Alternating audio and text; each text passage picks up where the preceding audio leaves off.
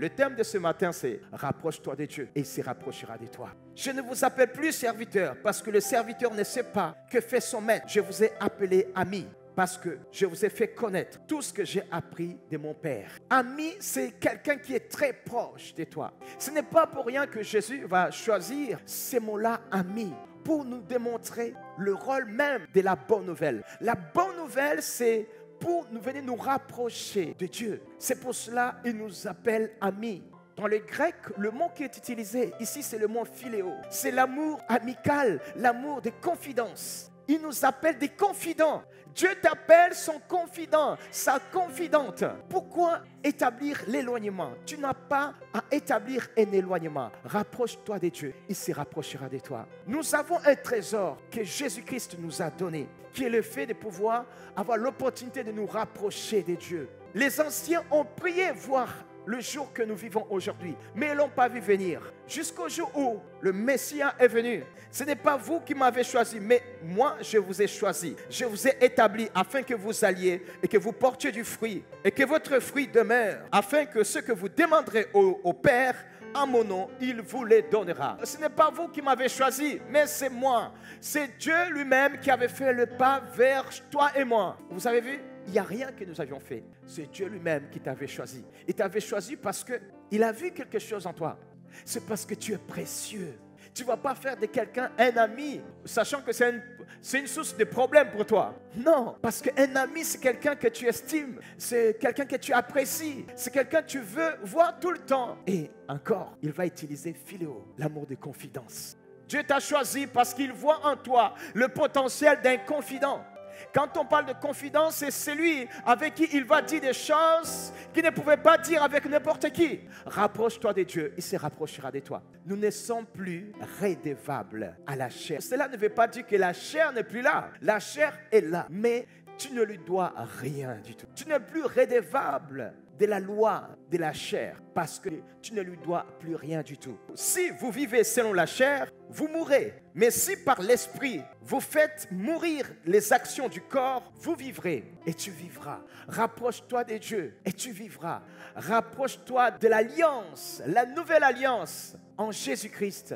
Tu vivras. Le péché avait le pouvoir sur toi. Mais aujourd'hui, je t'invite à ce que tu puisses dépouiller le péché. C'est possible. Tu as la capacité à surmonter ce péché-là qui te conduit à chaque fois dans les travers. C'est possible parce que la chair est là, le péché est là, mais tout ce qui était le pouvoir qui te conduisait à ce que tu sois esclave de ce péché, ne plus là. Rapproche-toi de Dieu, il se rapprochera de toi. Car tous ceux qui sont conduits par l'Esprit de Dieu sont fils de Dieu. Tu es un ami et tu es un fils. Dieu veut se rapprocher encore plus de toi. C'est pour cela qu'il te parle en disant tu dois surmonter le péché. Tu dois te considérer comme la personne qui a le pouvoir sur la chair. Parce que tu as prévu quelque chose de merveilleux, quelque chose de beau, de précieux. Car tous ceux qui sont conduits par l'Esprit de Dieu sont fils de Dieu. Si tu te rapproches de Dieu, tu vivras cette dimension-là où Dieu viendra de temps en temps te parler, se révéler à toi en te disant alors, qu'est-ce que tu as fait dans la journée? Ou qu'est-ce que tu feras dans la journée? Pourquoi? Parce que tu auras développé cette attitude de te rapprocher de lui. Et lui, c'est un père. Tu es un fils, tu es une fille.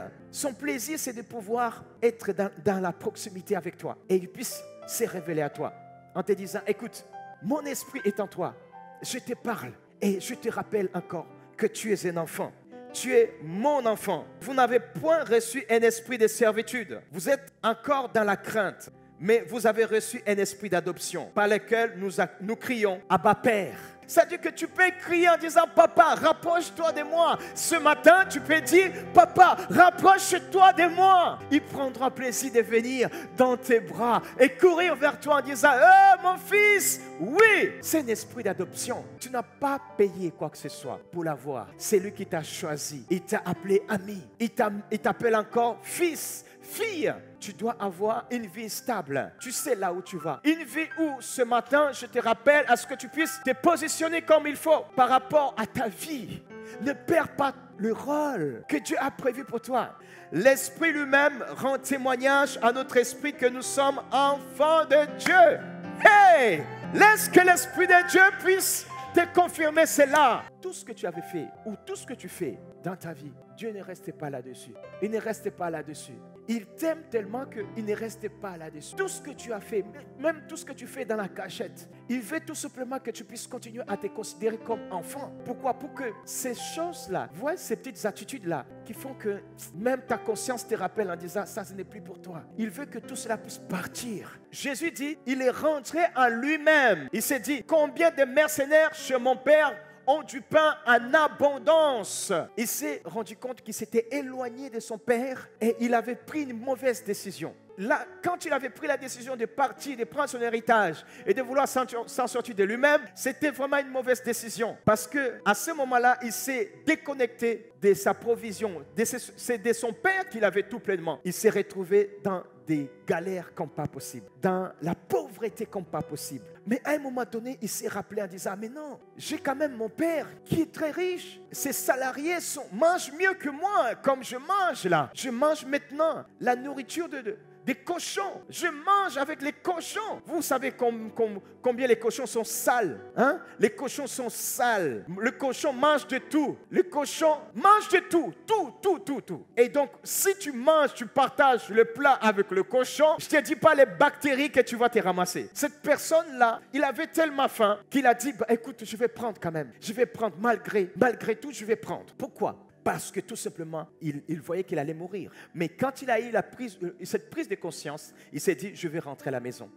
Pourquoi? Parce que mon père est riche. Je me suis éloigné de mon père. Mais la raison me revient. Je dois me rapprocher de mon père. Parce que si je me rapproche de mon père, je ne serai plus le fils que j'étais parce que j'ai vraiment fait des bêtises. Mais quand même, si je peux être juste un salarié, je serai mieux que ce que je suis aujourd'hui. Il me connaît quand même. Je me lèverai, j'irai vers mon père et je lui dirai, mon père, j'ai péché contre les ciels et contre toi. Écoutez bien, ce père dont Jésus nous présente. Jésus ne nous présente pas un père qui est loin de ses enfants. Non, regarde, il dit, je me lèverai, j'irai vers mon père. Et je lui dirai, mon père, j'ai péché contre les ciels et contre toi. J'ai péché, je reconnais que j'ai péché contre toi. Je ne suis plus digne d'être appelé ton fils. Traite-moi comme l'un de tes mercenaires. Et il s'éleva et alla vers son père. Comme il était encore loin, son père le vit et fit ému de compassion. Il courut se jeter à ses cous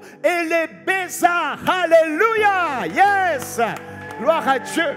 Ça, c'est l'image du père. Là, il était étonné. Il voyait que le père gardait son temps, il l'observait. Il espérait un jour voir son fils revenir.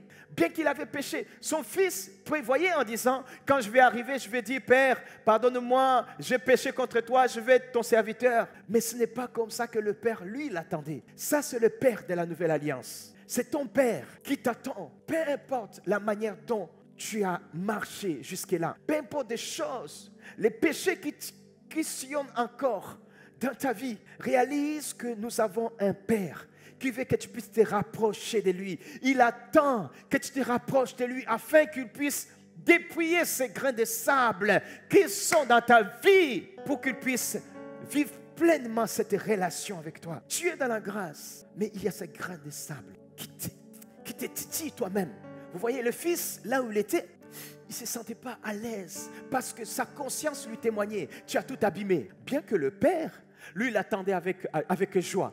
C'est cette attitude-là, des fois, qui se retrouve en nous, qui nous fait défaut. Nous pensons indignes. Nous pensons, là, oui, c'est vrai, je suis dans la grâce, mais je sais que là, je n'ai pas bien fait. Alors, Dieu nous rappelle ce matin que nous avons la capacité de surmonter cela, ces petites choses-là. Si seulement nous nous donnons plus de temps en réalisant notre comportement, notre attitude, qu'est-ce qui se passe à nous, afin que nous puissions être clean avec notre propre conscience, nous puissions avoir la paix avec notre propre conscience. Et surtout, rappelez-vous que Dieu ne te condamne pas. Il a enlevé le pouvoir du péché en toi. Mais tu dois avoir une prise de conscience Nous devons avoir une réelle prise de conscience, mes frères et sœurs, que le Père veut se rapprocher de nous. Mais le péché fera que nous puissions nous éloigner de cette proximité de Dieu. Mais ce matin, que nous puissions être comme ses fils. Parce que Dieu ne t'appelle pas étranger, il t'appelle fils, fille. Alors rapproche-toi de lui et que tu puisses voir comment le Père va prendre plaisir de devenir ton confident. Or, si nous sommes enfants, nous sommes aussi héritiers. Tu es enfant, tu es aussi héritier. Tu as tout pleinement. C'est un trésor. Te rapprocher de Dieu, c'est un trésor.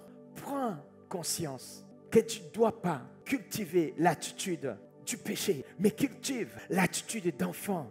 Parce que nous avons beaucoup de choses à perdre. Qui que tu sois, personne ne peut être à l'abri de cela.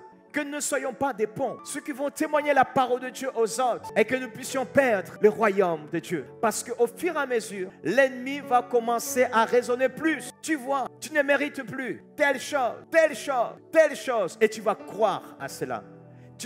Tu n'auras plus la mentalité de la nouvelle alliance, la mentalité de la grâce. Tu es héritier aujourd'hui. Tu as accepté Jésus comme ton Seigneur et ton Sauveur. Nage dans ton héritage en Christ, héritier de Dieu et co-héritier de Christ. Si toutefois nous souffrons avec lui. Souffrir avec Jésus, c'est de réaliser ce que Jésus a accompli à la croix de Golgotha. Réalise qu'à la croix, il a souffert et il a vaincu. Il a vaincu pour toi et moi. Pour que nous puissions jouir de l'attitude d'héritier et de co-héritier de Christ, est-ce que tu souffres avec Jésus? Est-ce que tu souffres avec Dieu en réalisant que Dieu a donné son Fils? Lève de la croix la souffrance de Jésus à la croix. À chaque fois que tu vas rentrer dans les péchés, sans pour autant réaliser qu'il y a celui qui a souffert pour que tu ne puisses plus pécher, à ce moment-là, tu fais ressurgir les souffrances de Jésus, mais sans que tu puisses participer à ces souffrances.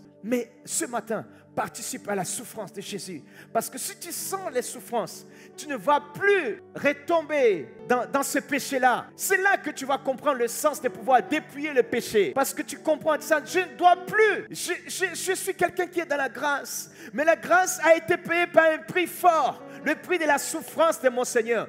Hé mon frère, si tu sens vraiment la souffrance de Jésus, tu ne vas plus retourner dans cette souillure, mais tu vas garder jalousement la richesse que Jésus nous a donnée. Rapproche-toi de Dieu et participe à la souffrance de la croix. Réalise comment ses mains ont été percées. Notre Seigneur a souffert pour que toi et moi, nous ne puissions plus pécher. C'est-à-dire que le pouvoir du péché ne puisse plus agir à nous. Mais quand nous vivons dans le péché, quand nous rentrons dans le péché, quand nous faisons des actes du péché, nous faisons participer Jésus dans la souffrance sans que nous ne puissions partager avec lui cette souffrance. C'est ça ce que nous dit l'apôtre Paul. Si tu réalises par contre, tu batailles en disant, moi, le péché n'a plus le pouvoir sur ma vie. Là maintenant, à ce moment même, le Seigneur t'est rétabli. Il t'a mis la bague au doigt. Il t'est rétabli ami, il t'est rétabli fils et encore héritier de son trône.